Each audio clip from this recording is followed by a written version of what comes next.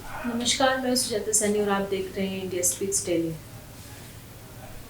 तो अभी हाल ही में थाईलैंड के अंदर भारत के प्रधानमंत्री नरेंद्र मोदी जी ने बांग्लादेश की सरकार से अपील की है कि वो बांग्लादेश के अंदर हिंदुओं पर हो रहे हमलों को रोके, हिंदुओं की सुरक्षा सुनिश्चित करे।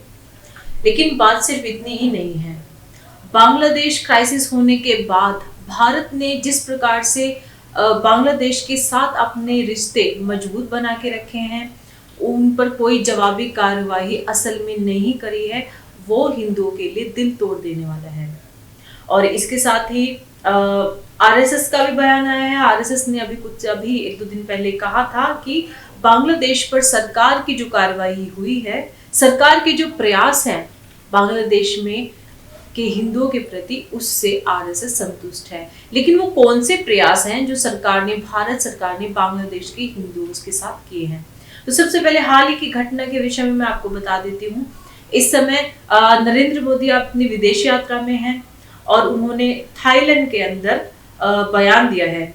प्रधानमंत्री नरेंद्र मोदी ने बांग्लादेश से अपील की है कि वह अपने देश में हिंदुओं और अन्य अल्पसंख्यकों की सुरक्षा सुनिश्चित करें। यह बयान थाईलैंड में आयोजित बिस्मटेक सम्मेलन के दौरान मोहम्मद यूनुस के साथ मुलाकात के दौरान मोदी जी ने दिया।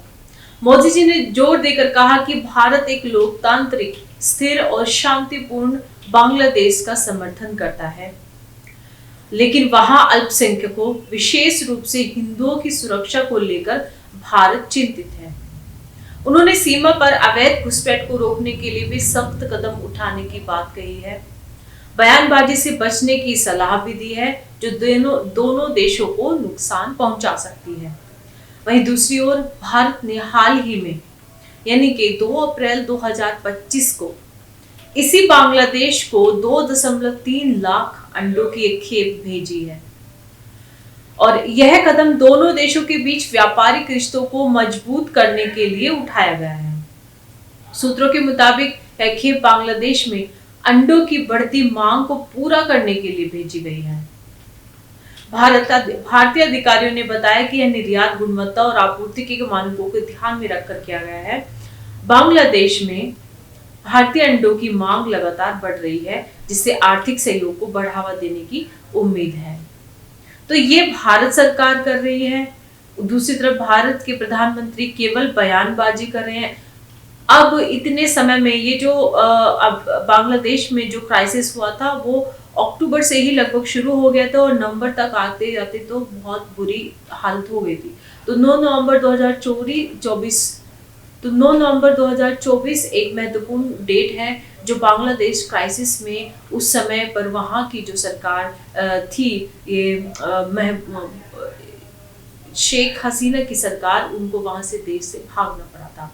तो ऐसे में अभी मोहम्मद यूनुस ने क्या बयान दिया था, जिनको भारत सरकार इतना पैसा भेज रही है, तरह तरह की सहायता इनको यूनुस सरकार को भेज रही है। जिस समय मोहम्मद यूनुस वहां की प्रमुख सलाहकार बने थे अंतरिम सरकार के, उस समय भी उनको दोबारा उनको सत्ता हासिल करने के लिए मोदी जी ने उन्हें बधाई दी थी और उस समय हिंदुओं पर उन्होंने कोई बयान तक नहीं दिया था, बांग्लादेश के हिंदुओं पर।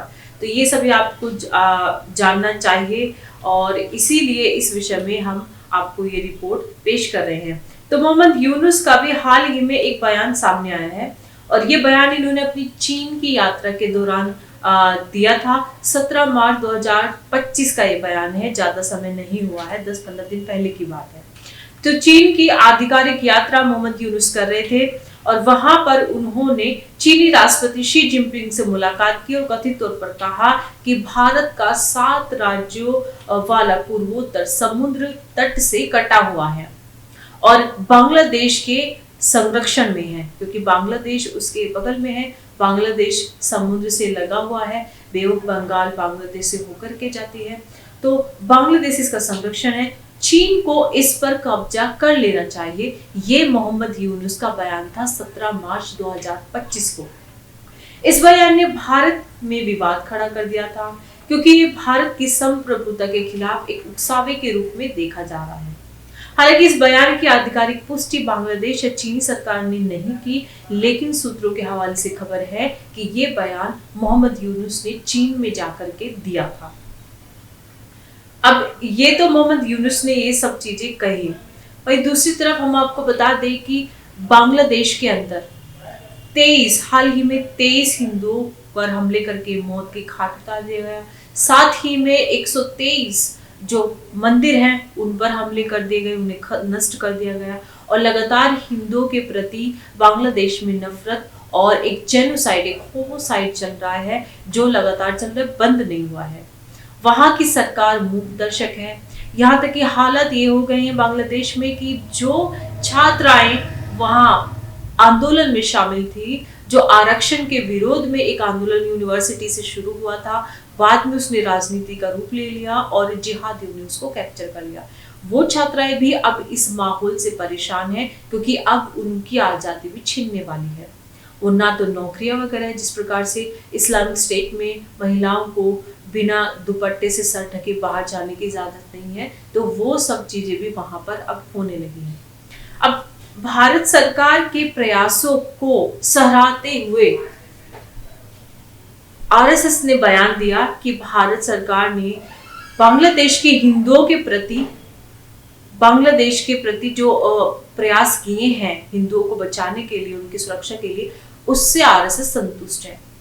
तो ये एक अजीब सी बात है कि क्या किया है। आप ये बताइए कि क्या भारत सरकार ने जिस समय बांग्लादेश क्राइसिस चल रहा था, सी और एनआरसी लगा करके बांग्लादेशी हिंदुओं को भारत में शरण दी, उन्हें नागरिकता दी, क्या ये किया था भारत सरकार ने? मैं आपको बता दूं, उस समय जिस समय लोग वहां से जान बचाकर भाग रहे थे और भारत की और बांग्लादेश के बॉर्डर पर बैठे थे, उन लोगों के लिए सुरक्षा बढ़ा दी गई कि वो किसी भी प्रकार से बॉर्डर क्रॉस करके भारत में अंदर नहीं आ पाए। ये किया भारत सरकार ने, न कि उस समय का फायदा उठाते हुए, समय की गंभीरता को देखते हुए उन लोगों को भारत में नागरिकता दी। ऐसा कुछ भी नहीं किया। और लगातार भारत की जो बीसीसीआई है उसने बांग्लादेश के जो क्रिकेटर्स हैं उनके और भारत के बीच में क्रिकेट मैच भी हुए हैं जो भारत की धरती पर ही खेले गए हैं। उसको रोका जा सकता था, उसको होने दिया गया। लगातार भारत सरकार बांग्लादेश को अलग अलग रूप से जो व्यापारिक रिश्ते हैं वो मजबूत कर रही है। और अभी जो हमने आपको बताया कि अंडों की खेप 2.3 लाख अंडों की खेप बांग्लादेश में पहुंचाई गई है। बांग्लादेश पाकिस्तान के साथ मिलकर भी काम कर रहा है और जाहिर सी बात है भारत के खिलाफ ही काम कर रहा है। साथ में चाइना को भी भारत के खिलाफ उकसा रहा है। और इसके साथ ही बांग्लादेश की जो ये सरकार है जिसके प्रमुख सलाहकार मोहम्मद यूनुस है, ये अमेरिका की पपेट सरकार है। मानव अधिकार की रिपोर्ट्स है इन लोगों के खिलाफ कि इन्होंने बहुत ही भयानक तरीके से हिंदू और जो अन्य अल्पसंख्यक हैं उनके खिलाफ होने वाली जितनी भी हिंसक घटनाएं हैं उन पर कोई कार्रवाई नहीं की, ना ही उन्हें रोकने के प्रयास किए। और उस पर ये जो मोहम्मद यूनुस है ये इतना बड़बोला है, इसने भारत की मीडिया को और इनके अधिकारियों ने कहा कि ये लोग अपने देश में हिंदुओं पर जो कुछ भी बांग्लादेश में हो रहा है उसे बढ़ा चढ़ाकर दिखाते हैं, जबकि घटनाएं सब लोगों ने देखी वहां पे क्या हुआ। तो ऐसी स्थिति में वो कौन सा काम है जो भारत सरकार ने बांग्लादेश के हिंदुओं की सुरक्षा को सुनिश्चित करने के लिए किया है, जिसको लेकर के आरएसएस कह रही है कि हम भारत सरकार के प्रयासों से संतुष्ट हैं।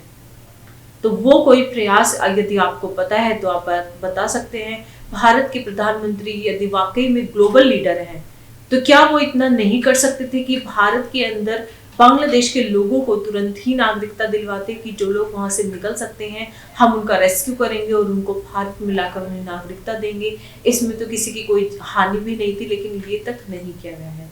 तो ये जो लीपापोती और झूठे पीआर की जो को बढ़ावा दे करके जिस प्रकार से अपनी अकर्मण्यता पर पर्दा डालने का काम भारत सरकार कर रही है, उस पर हमने आपको रिपोर्ट दी।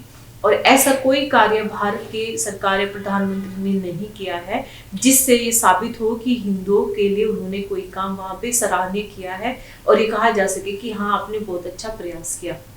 अभी कुछ समय पूर्व भारत के प्रधानमंत्री जब मोहम्मद यूनुस से मिले थे, अभी जब मिले हैं तो मोहम्मद यूनुस की वो फोटो इन्होंने भेंट स्वरूप दी है जिसमें मोहम्मद यूनुस सत्ता में आकर के अपने पद की शपथ ले रहे हैं। जिस समय इनको पद मिला था उस समय इनको बधाई भी भारत के प्रधानमंत्री ने भेजी थी। उस समय लोगों ने, मास्टर स्ट्रोक वादियों ने कहा था कि इसके पीछे मोदी का कोई बहुत बड़ा मास्टर स्ट्रोक है, क्योंकि वो जिसकी तारीफ करते हैं उसके बाद कुछ उसको सबक भी सिखाते हैं। लेकिन आज तक तो ऐसा कुछ भी नहीं हुआ है। तो ये थी रिपोर्ट, भारत ने किस प्रकार से बांग्लादेश में हिंदुओं को मरने के लिए छोड़ दिया है, और आरएसएस इसमें अखबार में छपवाने के लिए लेख अपनी रिपोर्ट, ताकि लोग अखबार में छापे और एक झूठा एक नैरेटिव बिल्ड किया जाए कि भारत सरकार ने बांग्लादेश के हिंदुओं के लिए कोई कार्य किया था। तो ये सब में के प्रयासों में, अपने पीआर के प्रयासों में भारत सरकार लगी हुई है। और मोहम्मद यूनुस से इन्होंने कुछ नहीं पूछा। तो आप इस रिपोर्ट के बारे में अपने जो आपको कोई जानकारी हो या आपके कोई विचार हो, वो कमेंट बॉक्स में जरूर लिखेगा। आपके कमेंट्स का हमें इंतजार रहता है। इस रिपोर्ट में इतना ही। धन्यवाद।